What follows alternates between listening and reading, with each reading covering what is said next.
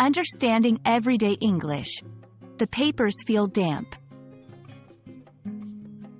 Hello, everyone. Welcome back to our channel, where we dive into the fascinating world of English language learning. Today, we're going to explore a common phrase you might encounter in everyday conversations. The papers feel damp. This seemingly simple sentence is packed with meaning and offers a great opportunity to expand your understanding of English. Let's get started. First, let's break down the phrase, "the papers feel damp," to understand each word's role and meaning. The papers. This part of the sentence refers to more than one piece of paper. In English, when we say the before a noun, it means we're talking about specific papers that both the speaker and listener are aware of. Feel.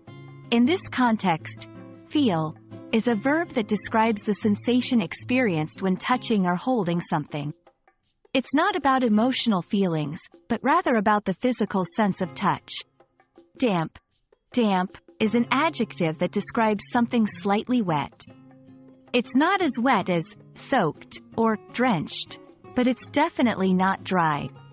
It's a term often used to describe the condition of something that has absorbed some moisture.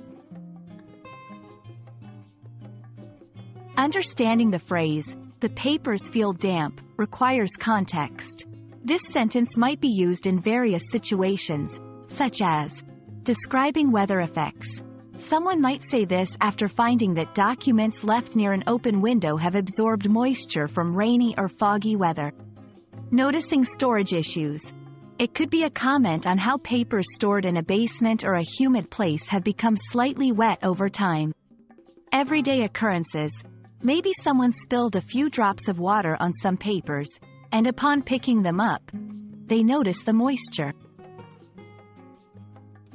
Understanding the context helps learners grasp why this phrase is used and what it implies about the condition of the papers and the surrounding environment.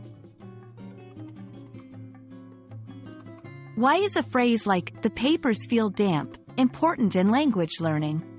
It's all about nuance and descriptive ability. By understanding and using such phrases, you enhance your descriptive skills. Learning how to describe textures, conditions, and sensations in English can greatly improve your ability to communicate effectively. You learn to express subtleties. English, like many languages, is rich in vocabulary that captures the slightest differences in condition, feeling, and experience. Damp is a perfect example of this nuanced use of language. You engage more deeply with the language. Getting comfortable with everyday phrases allows you to understand and participate in English conversations more naturally and confidently. And that wraps up our exploration of the phrase, "the papers feel damp." We hope this video has illuminated not just the meaning of these words, but also the broader context in which they're used and why they're significant for English learners. Remember, every phrase you learn opens up new dimensions of understanding and expression in English.